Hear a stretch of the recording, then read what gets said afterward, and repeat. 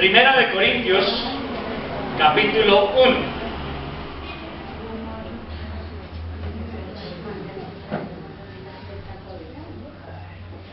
Primera de Corintios, capítulo 1, y vamos a leer nuevamente los versículos del 4 al 9, que es donde vamos en este momento, para continuar allí el tema. ¿Listos? Bueno, lean conmigo.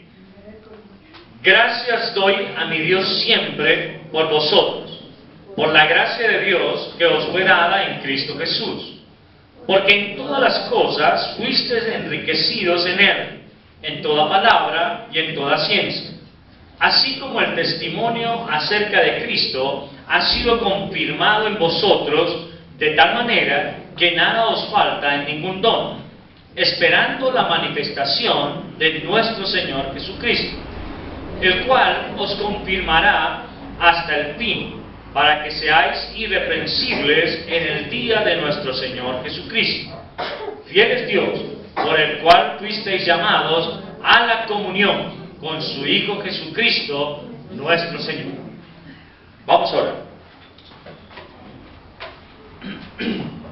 Amado Padre Celestial, te damos muchas gracias, porque una vez más podemos estar reunidos como iglesia con el fin de seguir adelante en este estudio que hemos iniciado sobre la carta de los Corintios, la primera carta.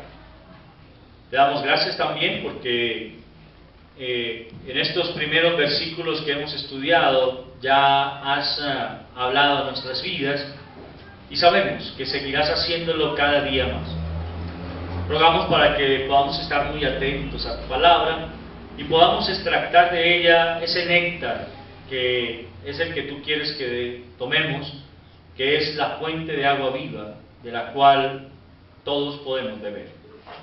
Te damos gracias, Señor, por la oportunidad que podemos tener de estar reunidos, y queremos rogarte para que quites cualquier distracción de medio nuestro, de tal forma que podamos estar atentos a tu palabra.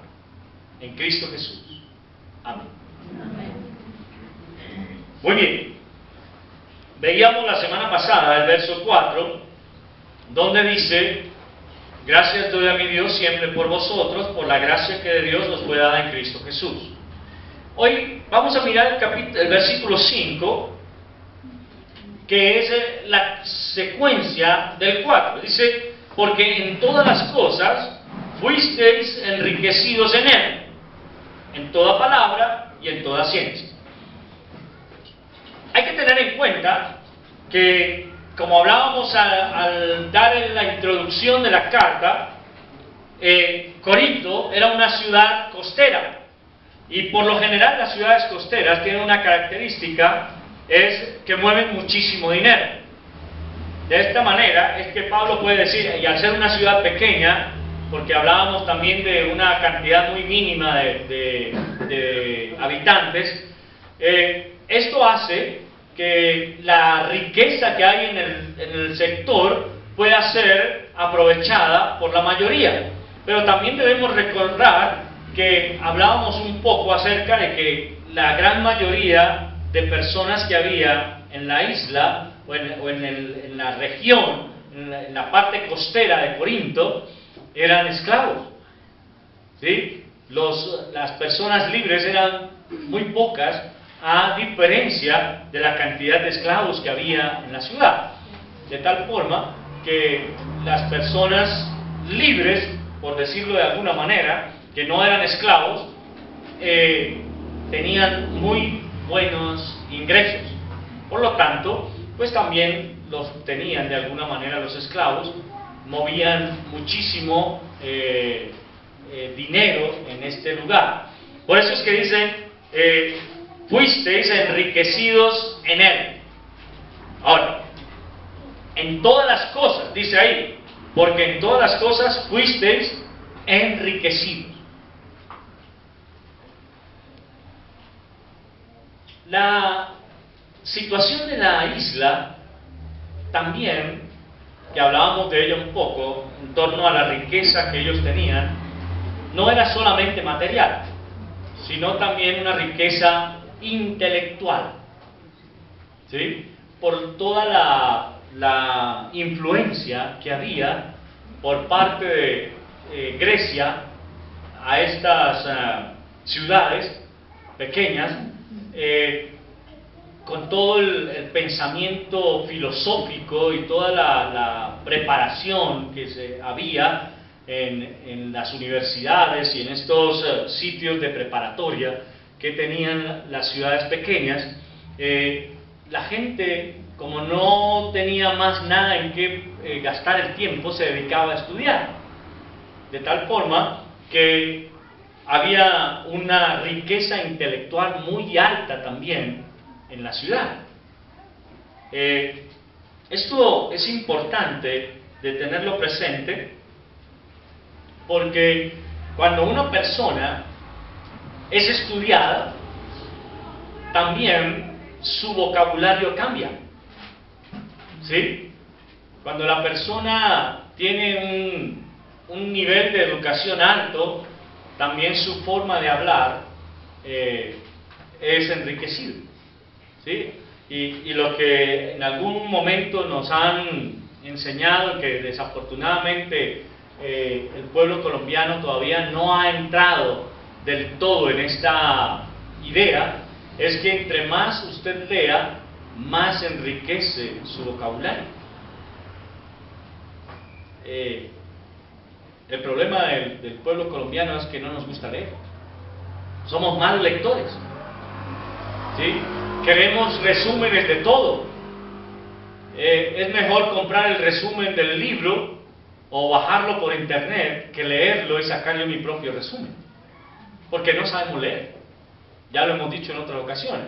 Entonces, eso hace que también la cultura general que tenemos sea muy mínima. Hay personas, en estos días hacían una entrevista a un hombre y le decían que qué pensaba él del proceso de paz, y dijo una cantidad de sandeces, porque ni siquiera sabía de qué estaba hablando. Le preguntaron acerca del proceso de paz y dijo que era muy importante porque el descubrimiento de agua en Marte iba a ser un proceso para la sociedad muy vital. El periodista se quedó así como, ¿y esto qué fue? Pues lo decía de una manera muy seria, pero queda uno como, bueno, ¿y este por dónde se fue? El problema es que muchas veces la gente, al no tener conocimiento del tema, o inventa o sencillamente no dice nada. También veía una entrevista en la que a un hombre le preguntaban, a muchas personas le preguntaban que qué pensaba acerca de ser heterosexual. Y esa persona decía, no, esa gente no merece estar en la tierra. Son personas que merecen ser quemadas. Y una cantidad de cosas, porque no saben lo que significa la palabra heterosexual.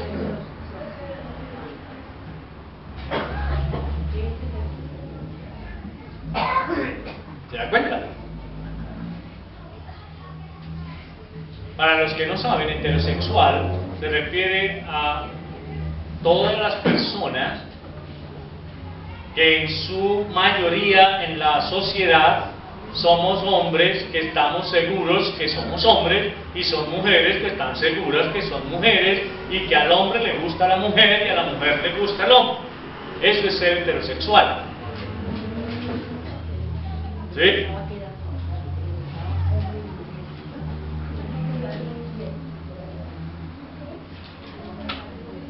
Para decirlo de una manera muy sencilla, el pueblo Corinto, o la ciudad de Corinto, tenía esa característica, y es que la gente era muy estudiada. Pero hay un problema que se presenta entre las personas que son muy estudiadas. Y es que llega un momento en el que ellos creen que ya no necesitan saber más nada. ¿Sí?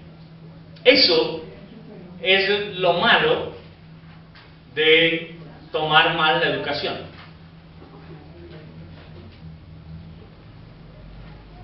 Y aparte de eso, hay otro problema que se presenta entre las personas que tienen algún título, y es que porque creen que tienen un título ya hay algunas cosas que ellos no deban hacer.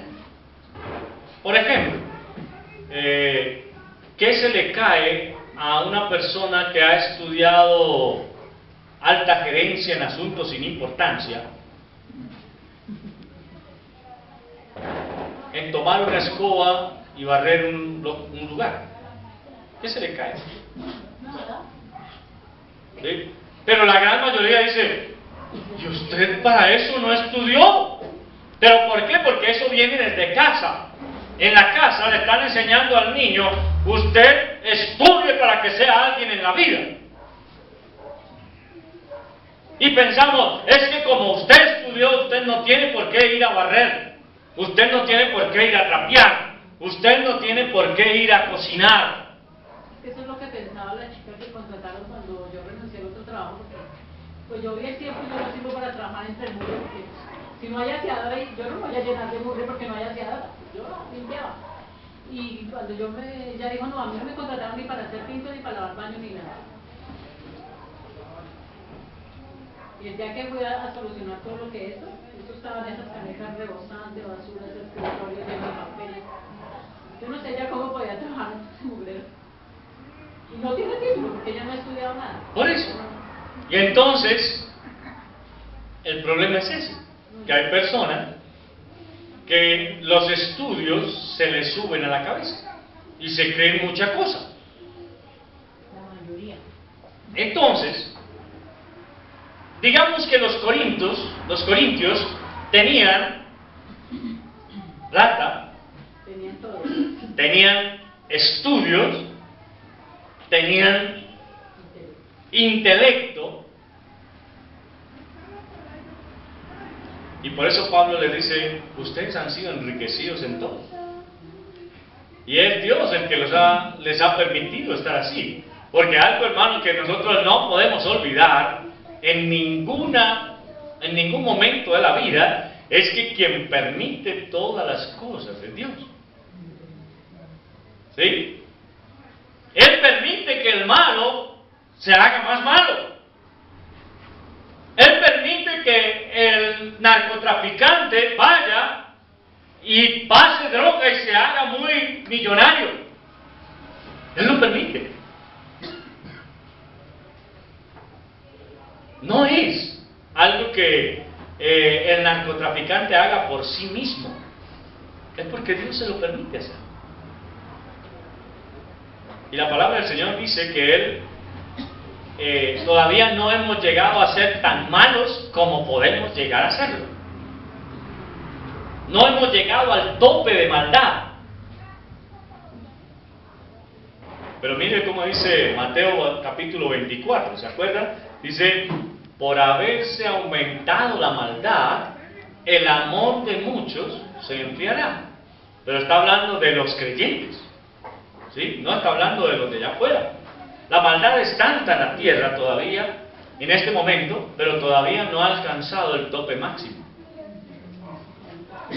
Todavía no ha llegado a ese tope. Ahora, los corintios habían sido enriquecidos en dinero, pero también en toda palabra y en toda ciencia.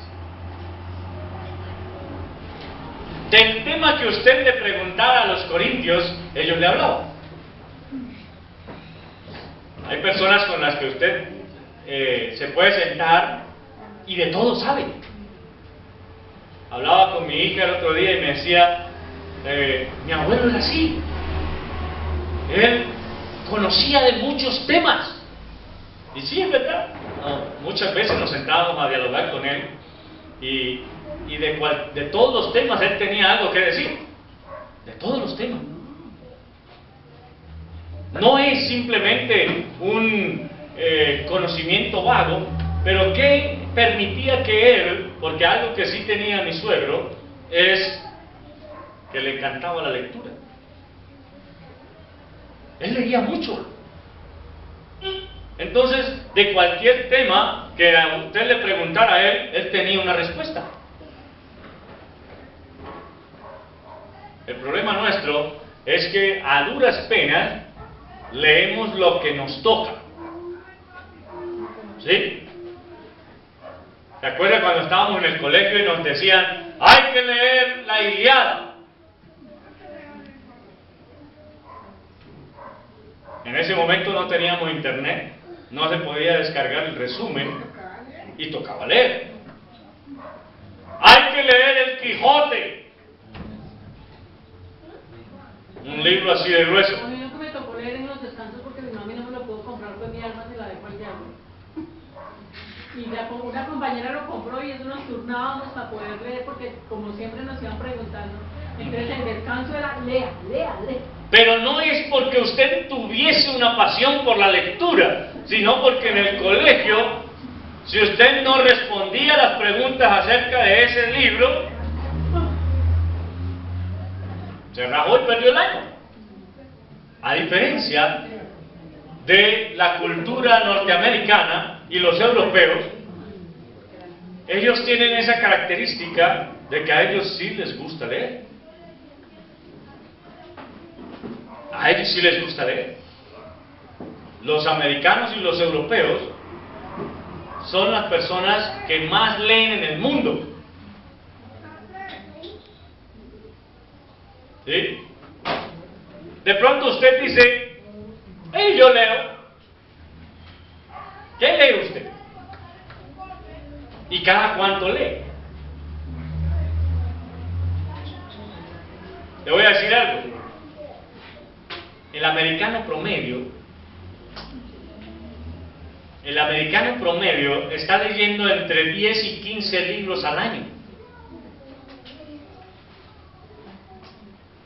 Así de gruesos. No así, revisticas, sino así de grueso.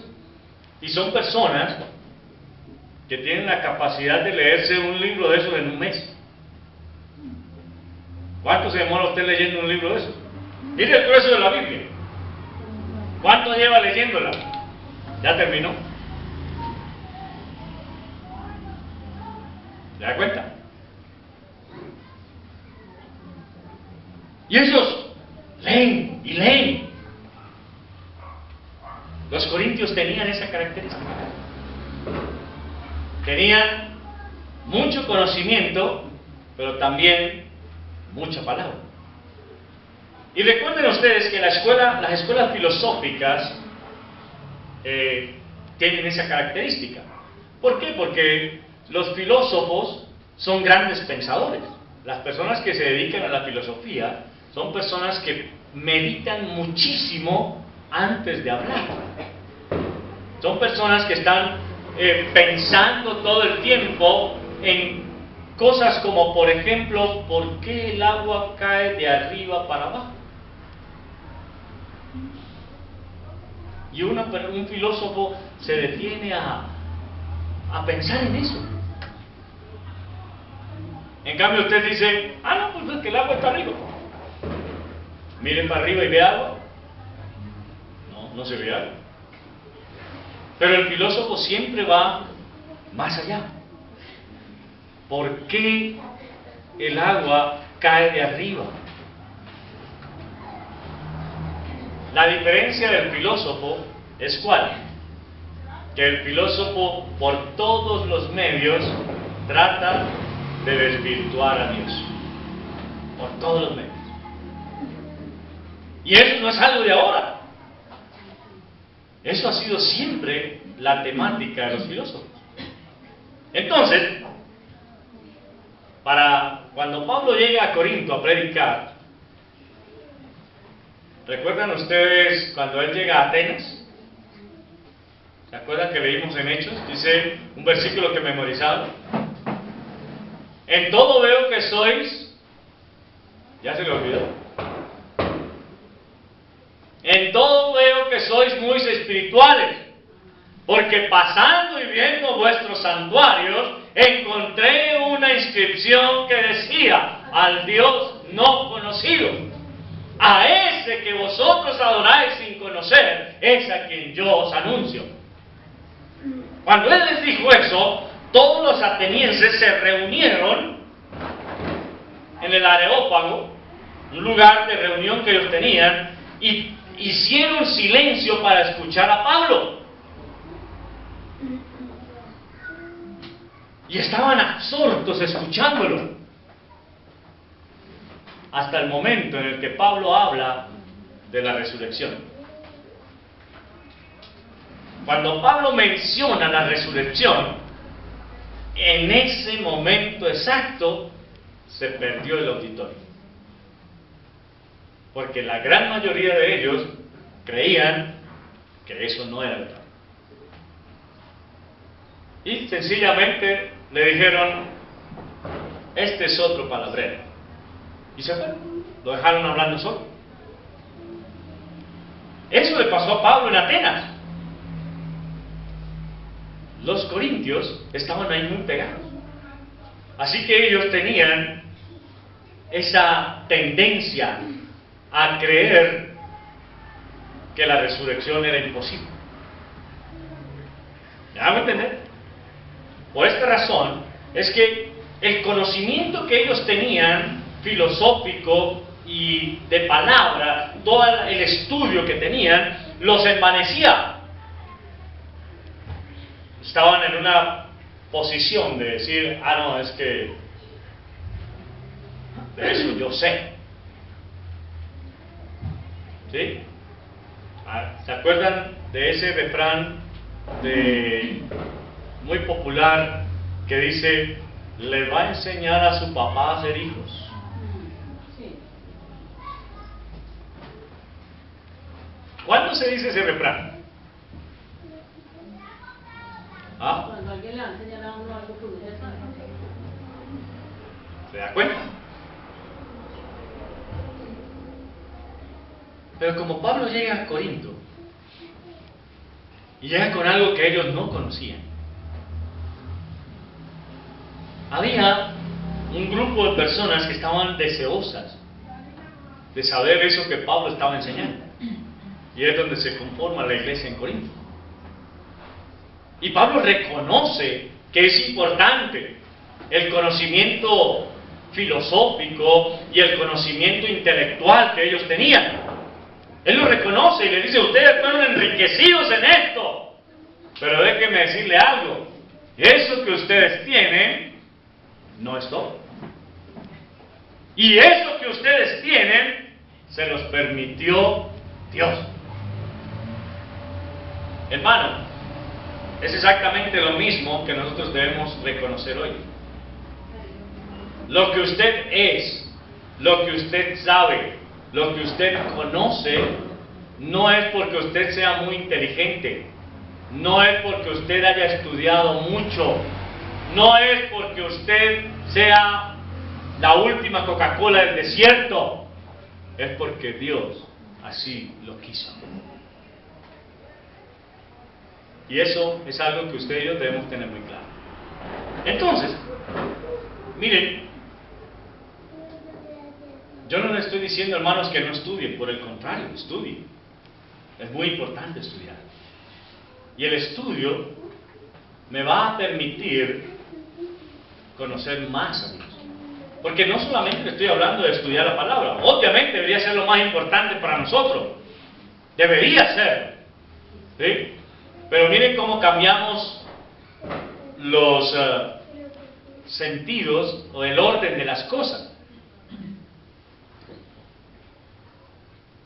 ¿Qué es lo que la sociedad le ha enseñado que es más importante? Tener una carrera. ¿Y tener una carrera para qué? Para ganar plata.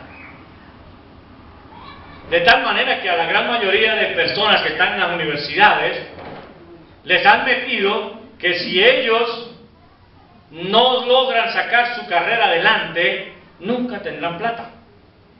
Un compañerito de mi hija una vez llegó a la casa y nos decía que él quería estudiar, a él le gusta mucho la música, ¿sí? Toca un instrumento. Y le preguntábamos con mi esposa qué quería estudiar, y dijo, yo quiero estudiar, ¿qué fue lo que dijo? ¿Te acuerdas? Que él lo que quería estudiar era algo que le diera plata, que era millonario. Su meta era ser millonario. Y él decía, con la música no lo voy a hacer. Entonces, tengo que estudiar algo que me haga millonario. Hablábamos con él, pero no había manera de quitarle esa idea. Porque lo que él tenía aquí metido entre ceja y ceja era, quiero ser millonario. Quiero ser millonario. Y esa es la temática de muchas personas en este mundo. Aún de los creyentes. Porque la gran mayoría de personas, aún creyentes, que están en las universidades, no están allí por estudiar lo que les gusta, sino lo que creen que en algún momento les va a dar plata.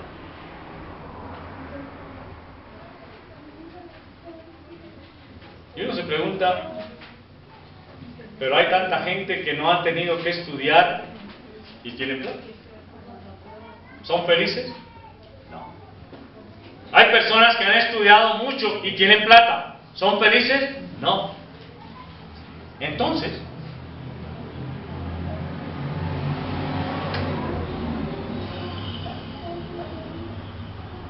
¿por qué cambiamos lo importante? Lo importante debería ser para nosotros estudiar la palabra del Señor. Eso sí debería ser importante. Y debería ser lo más importante.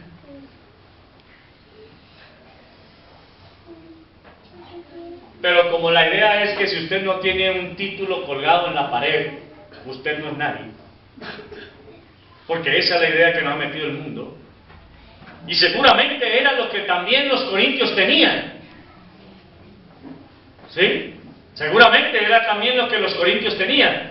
Ellos seguramente pensaban en, tenemos que estudiar porque es la cultura nuestra. Es que nomás la señora se encuentra y su hijo que no sabe cosa el mío, ay no, entonces la otra le dice algo más por aquí. Si uno dice, no, el mío no ha terminado, pues dice, ¡ay! ¿Cómo? Exacto. Porque la sociedad nos está impulsando a eso. Y entonces es malo que un estudiante tenga 20 años y esté haciendo octavo. 20 años y el octavo. ¿Y por qué? No, porque es que no pudo estudiar tantos años por tal cosa. A diferencia de aquel que tiene 20 años, está en octavo porque es un vago y ha perdido todos los años. Eso es diferente. ¿Sí? Eso es totalmente diferente. Pero en el caso de nosotros, tenemos que decir, espera un momentico. Para nosotros debe ser importante que nuestros hijos se metan aquí, que lo más importante en la vida es el estudio de la palabra del Señor.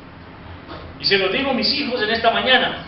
Hijos, ustedes crecen y van a escoger una carrera. Pero que esa carrera no sea la que absorba sus vidas, sino que lo que absorba sus vidas plenamente sea la carrera de seguir en los caminos del Señor, pase lo que pase. Esa debe ser la carrera nuestra. Y es la carrera que nosotros debemos impulsarle a nuestros hijos. ¿Sí? De nada sirve que tengas miles de títulos colgados en la pared si tu vida espiritual es un desastre. De nada sirve que tengas mucho conocimiento y reconocimiento mundial.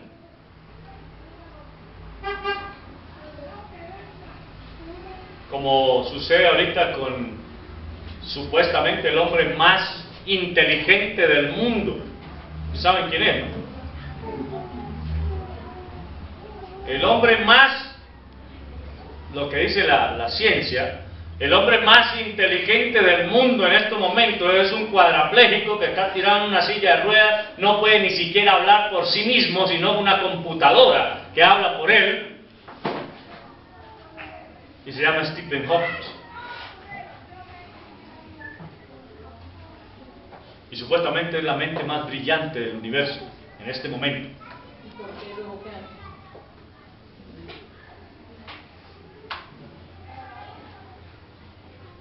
Porque él dijo una cantidad de tonterías que el humanismo se cree. Y es que Dios no existe.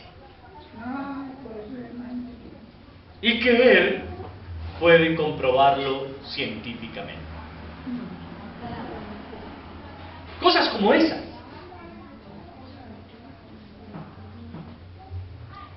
Y es la mente más brillante del universo.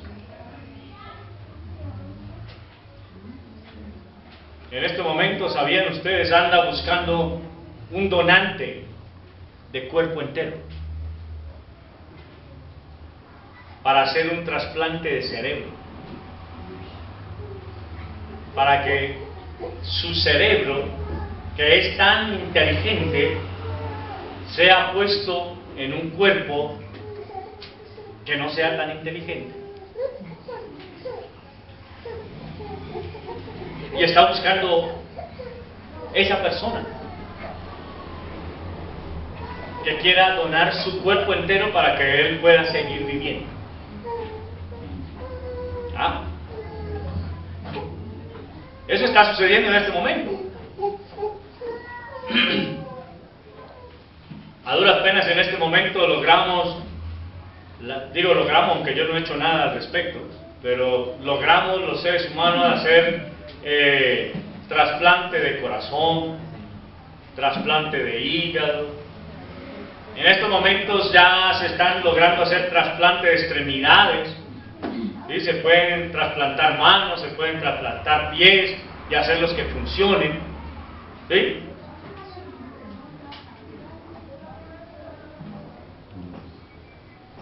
Pero usted sabe lo que implicaría hacer un trasplante de cerebro.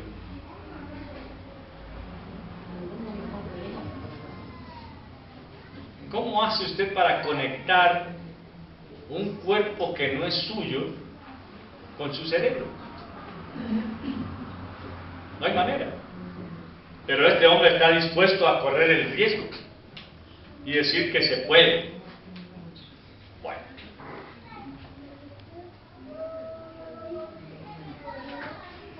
Hermanos,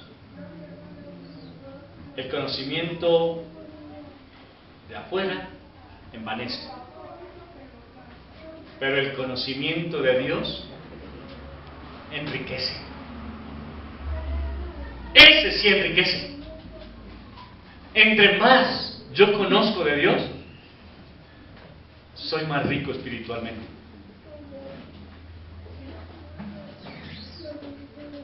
Y el dinero me importará cada vez menos. Sí, lo necesitamos para vivir en esta tierra, pero no debe ser lo más importante para nosotros.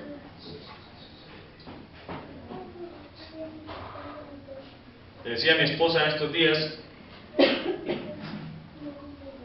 veníamos caminando allí por el 20 de julio, yo le decía a ella, mire lo tremendo de esta gente que vende ahí en la calle. Usted ve los montones de frutas tirados en la calle porque prefieren botarlos a regalárselos a alguien. Y un día le decía yo a ella, sabes, a mí a veces me dan ganas de coger el carro al mercado y pasar después de las 7 que ya se están yendo ellos a recoger todo lo que desperdician, porque hay muchas cosas que todavía sirven, que se pueden utilizar sin problema. Más me demoré yo en decirle eso, y en estos días que pasábamos ya había una señora haciendo. Y decíamos, bueno, ella lo necesita. Ella lo necesita. Tal vez en el momento nosotros no lo necesitemos como ella, pero alguien lo está haciendo. Porque déjenme decirle, de verdad me da pesar ver cómo pasa una pala de esas de la basura y recoge todo y va a dar al desperdicio. Y mucha gente sin nada que comer en casa. Pero ahí es donde uno dice, no tienen nada en casa que comer, pero tampoco salen a buscarlo. Porque hay. Y si usted es consciente, mira, yo muchas veces paso por ahí y veo una cebolla cabezona que está buena, vengo para acá, a mi casa. No tengo ningún problema. Pero, ay, no, que van a decir que está recogiendo ¿Y? ¿Dónde está el pecado ahí? Yo no me lo estoy robando. Si alguien lo botó es porque seguramente a esa persona no le sirve, pero a mí sí me sirve. Y yo lo puedo utilizar.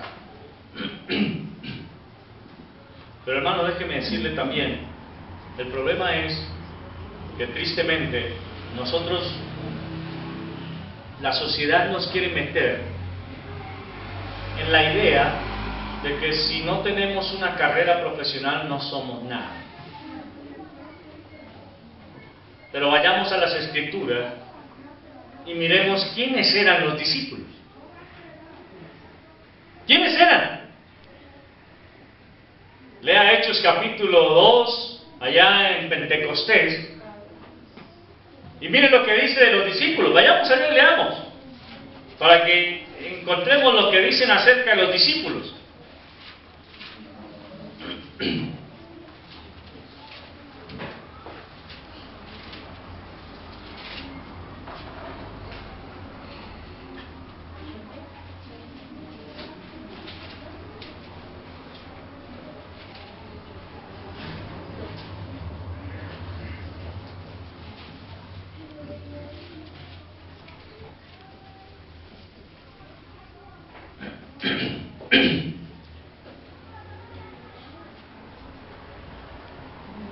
Veamos desde el versículo 5. Dice: moraban entonces en Jerusalén judíos varones piadosos de todas las naciones bajo el cielo, y hechos estruendo se juntó la multitud y estaban confusos porque cada uno les oía hablar en su propia lengua.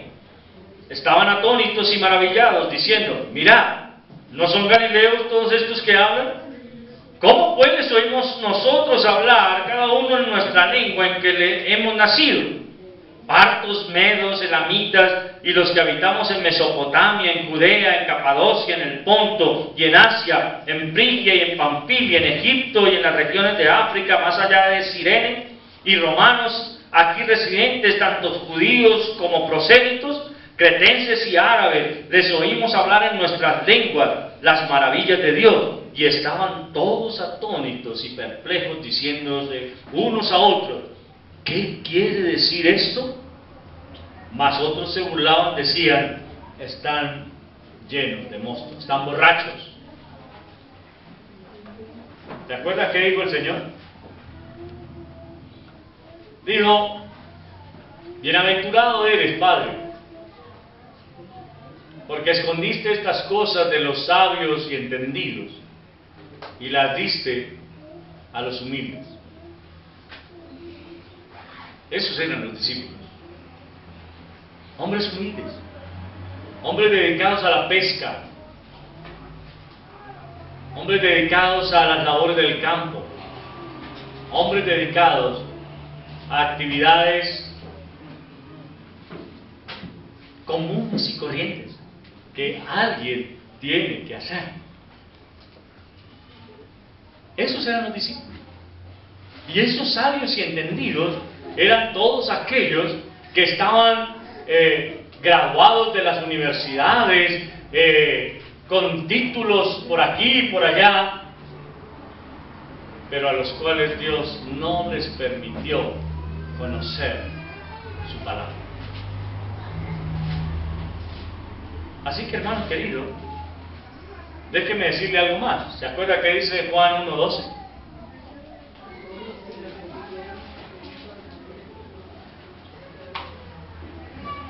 Cuando a usted le pregunten, ¿usted qué es?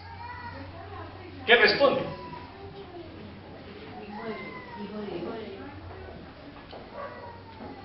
¿Pero está seguro que usted responde así?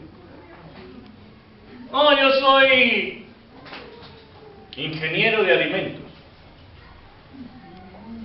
No, yo soy arquitecto. Yo soy psicólogo. Yo soy.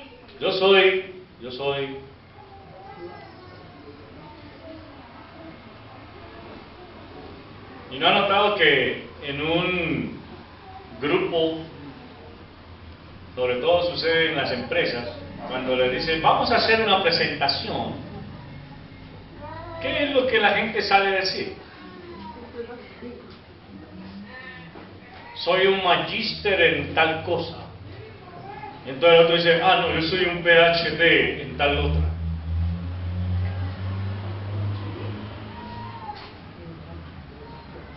Pero pocas veces se escucha a alguien pararse y decir, yo soy hijo de Dios.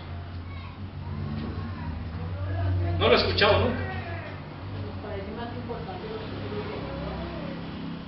Y miren lo que dice la Escritura. Nos dio potestad de ser hechos hijos de Dios. Algo de lo que usted debe preciarse. Algo que usted no puede esconder. Algo que usted debería cargar por todos lados. Y decirlo con toda la certeza. Pero por el contrario, decimos, no, yo soy barrendero, yo soy aseador, o yo soy vigilante.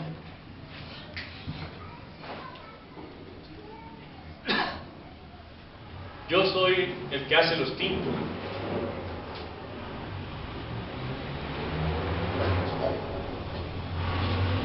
Cuando usted, mi hermano querido, tiene el título más maravilloso de todos, los que existen en la tierra se quedan todos cortos delante del título nuestro, hijos de Dios. Y ese a usted le da pena. Ese usted no lo muestra.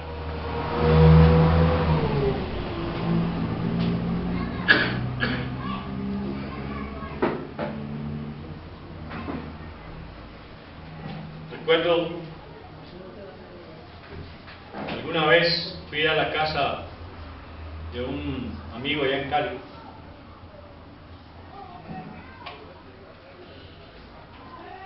Dios había permitido que su familia tuviera mucho dinero. Y había una pared de su casa llena de una cantidad de títulos que había obtenido y diplomas y cosas de esas. Y era obligatorio pasar por ahí. A eso en algunas partes le denominan la egoteca. O con una pared llena de diplomas de todo tipo. Y ese joven y yo nos bautizamos juntos. La iglesia acostumbraba a expedir un certificado de bautismo. Y era el único que no estaba en esa pared.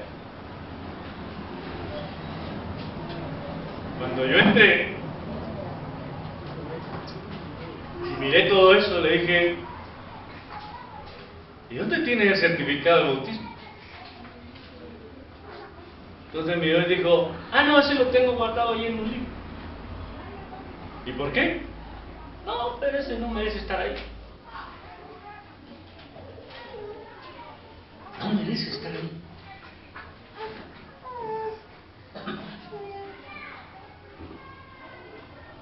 Le digo que yo los quitaría todos y pondría solamente eso.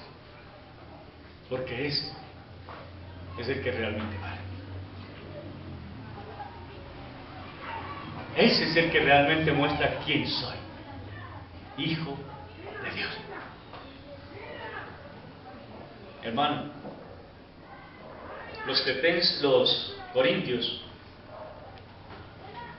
tenían conocimiento, tenían dinero, tenían buen parlamento, pero les faltaba Dios. Y Pablo les dice: a ustedes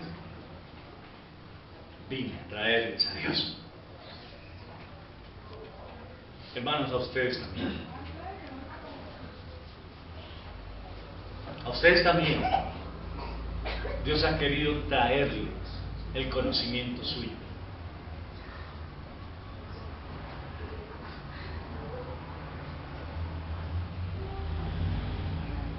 Desafortunadamente,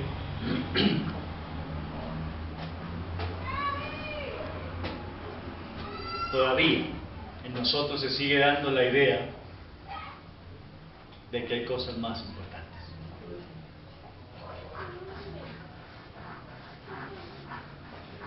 Y mientras usted siga pensando que hay cosas más importantes, nunca llegará al punto de sentirse orgulloso de ser hijo de Dios.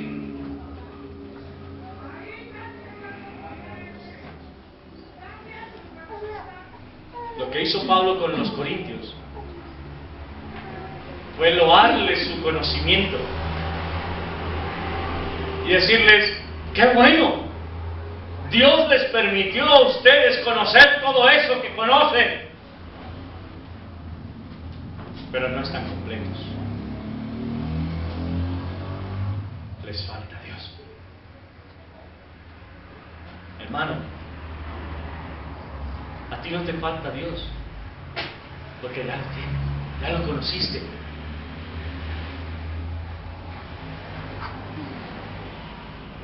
Y no es lo más importante. Eso sí te debe preocupar. Eso sí te debería tener muy preocupado. Versículo 6. Así como el testimonio acerca de Cristo ha sido conformado en vosotros. Hermanos, en otras palabras, Pablo lo que le está diciendo a los corintios es: miren, todo ese conocimiento que ustedes tienen del mundo no sirve para nada delante del testimonio que les he dado acerca de Dios, acerca de Cristo.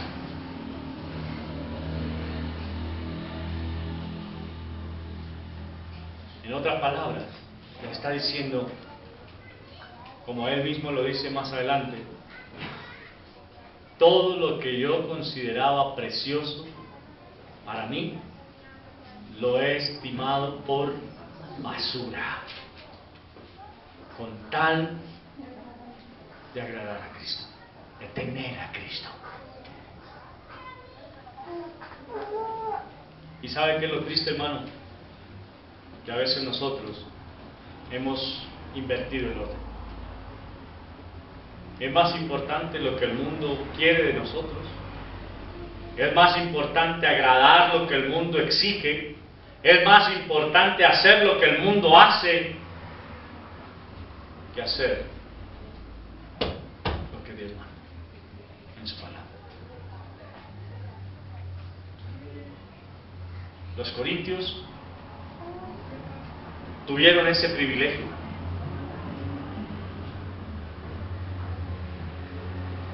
Y lo que Pablo les está haciendo ver es: Hermanos, son mis hermanos. Los corintios para él eran sus hermanos, porque él se había encargado de enseñarle la palabra.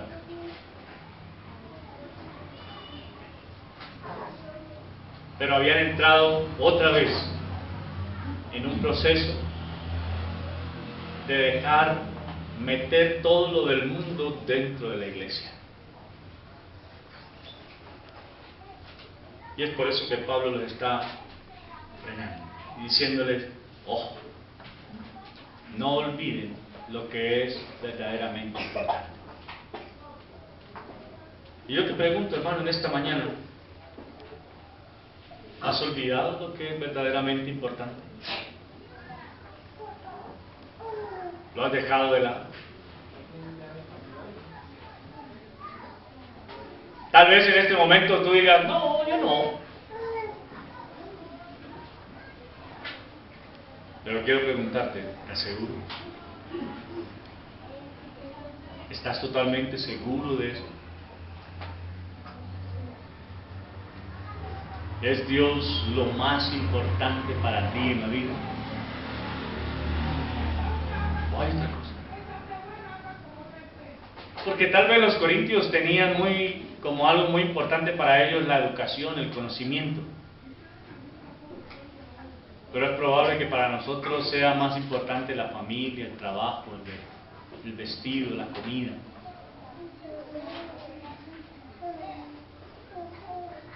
Y de una u otra manera estamos desplazando a Dios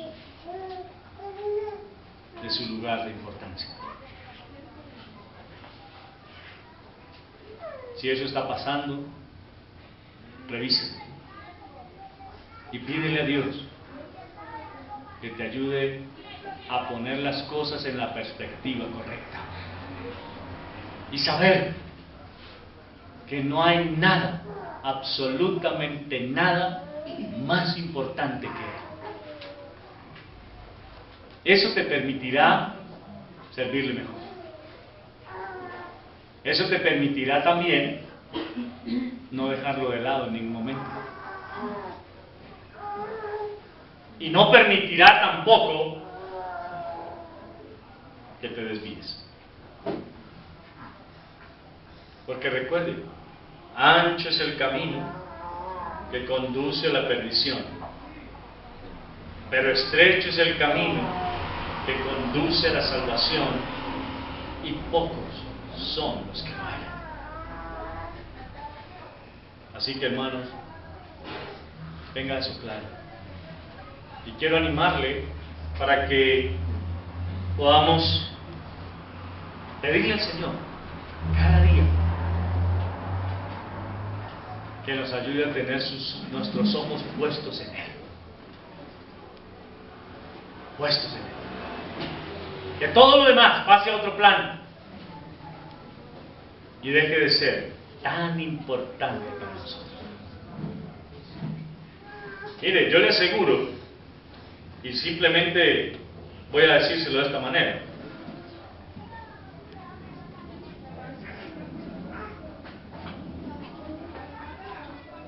estas cosas que para usted son importantes, como su familia, su trabajo, su casa,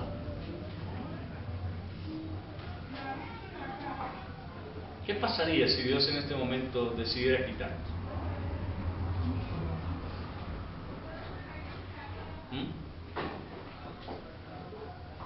¿Qué pasaría con usted? Honestamente.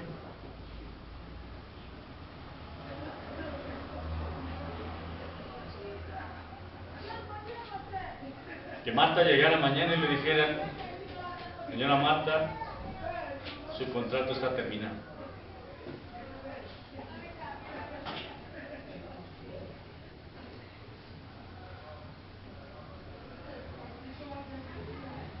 Y empiece usted a llevar hojas de vida a otro lado.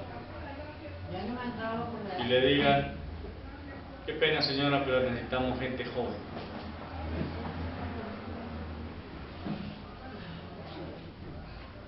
Ya usted está muy viejo. Ya usted no sirve.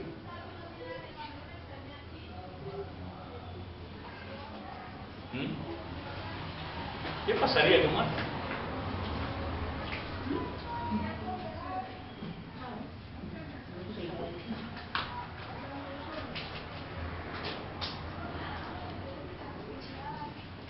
¿Qué pasaría, José, si mañana le dicen, Señor, usted ya no puede trabajar más?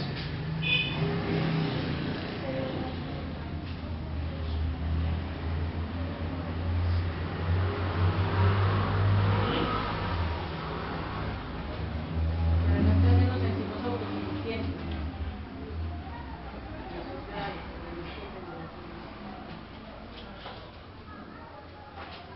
¿Qué pasaría a Omar si le dice mañana su pensión fue negada?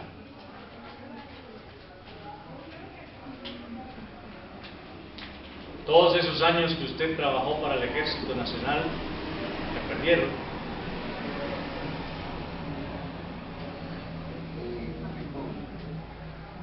Vivo la vida más fácil manejando, pastor.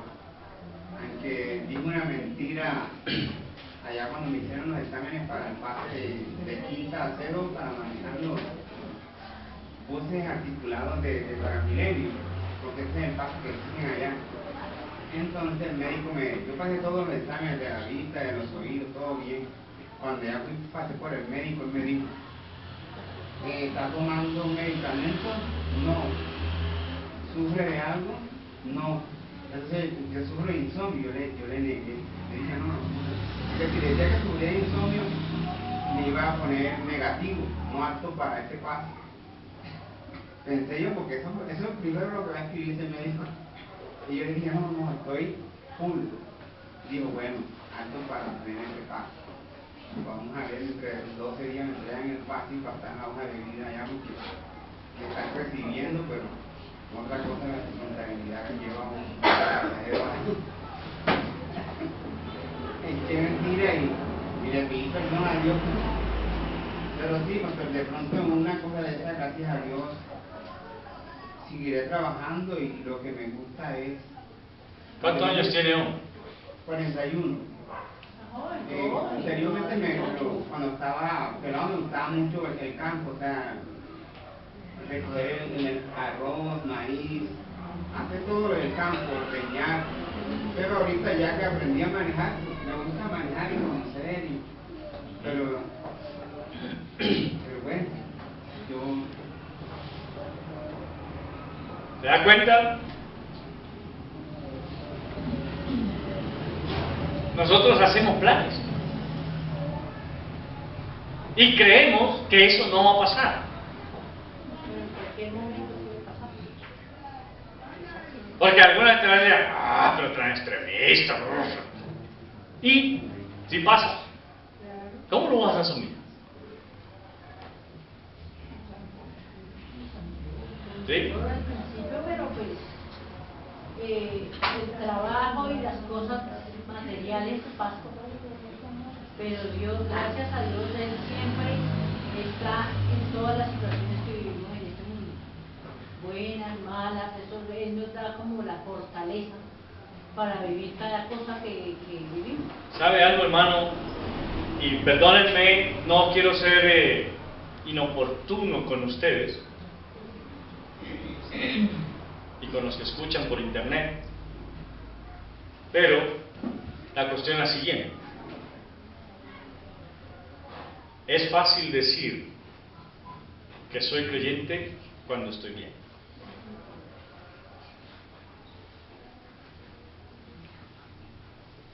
Es fácil. Pero cuando empiezan a apretarnos,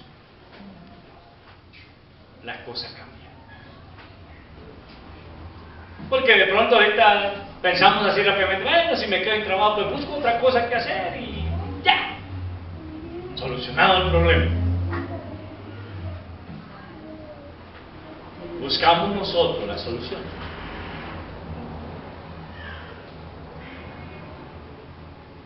¿Sí? Pero tal cual como les decía esta mañana, cuando la Escritura dice que el día del Señor vendrá como ladrón en la noche.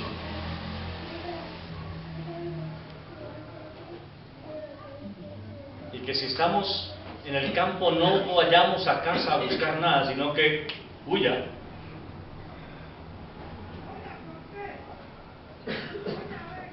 ¿Cómo vamos a reaccionar? No, pero yo cómo voy a dejar mi casa por la que tanto he trabajado, a la que tanto dinero le he metido. Yo pensaba en eso una vez que vi como un día en eso del Titanic, que aún hundiéndose el barco y la gente cogiendo maleta, cogiendo el dinero, cogiendo su joya. O sea, no había para dónde escapar y ellos en vez de pensar en su vida estaban pensando era cómo iban a cargar la maleta y todo eso. Y decía, terrible como somos, porque así somos todos.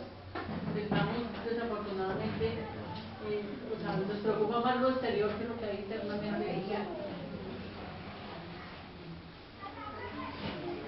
Pero eso se da porque Dios no es lo primero. Porque Dios no es lo más importante. Porque estamos pensando en, es que si me llegan a quitar esto, se me acabó. Uno no sabe si Dios le vaya a dar algo mejor de lo que tenía, por andar pensando en lo que tenía. Por eso, mis hermanos queridos, es importante que nosotros podamos decir lo más grande que usted y yo tenemos como hijos de Dios es ese título, hijos de Dios. Eso es lo más grande que tenemos y es lo que más nos debe importar en la vida. Pero desafortunadamente no es así. Y quiero invitarle a que nosotros podamos decirle, Señor, ayúdanos a que esto se convierta en lo más importante para nosotros.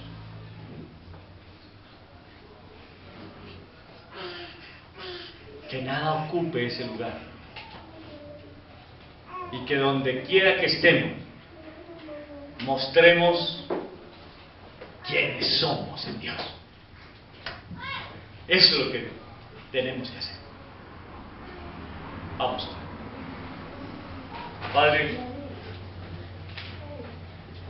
tal vez al igual que los corintios, algunos de nosotros nos han permitido tener la posibilidad de estudiar carreras en este mundo. Nos han permitido llegar a obtener algunos títulos que en algún momento se han vuelto para nosotros importantes.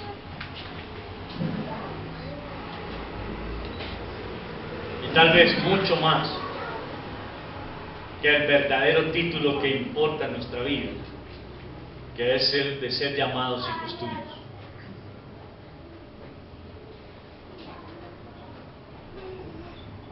Quiero pedirte para que, así como le permitiste a los corintios reconocer por medio de la enseñanza de Pablo, que si bien es cierto sus estudios, su riqueza económica, su riqueza mental eran importantes, no había nada más importante que tú. Y queremos pedirte, Señor, para que permitas que esto nunca se olvide de nosotros, y que donde quiera que estemos podamos estar dispuestos a entregar todo a ese título maravilloso que tú nos has dado. Ayúdanos, Señor, a no desfallecer y a no poner en tu lugar ninguna otra cosa. Te lo rogamos en Cristo Jesús. Amén. Hermanos, que el Señor les bendiga.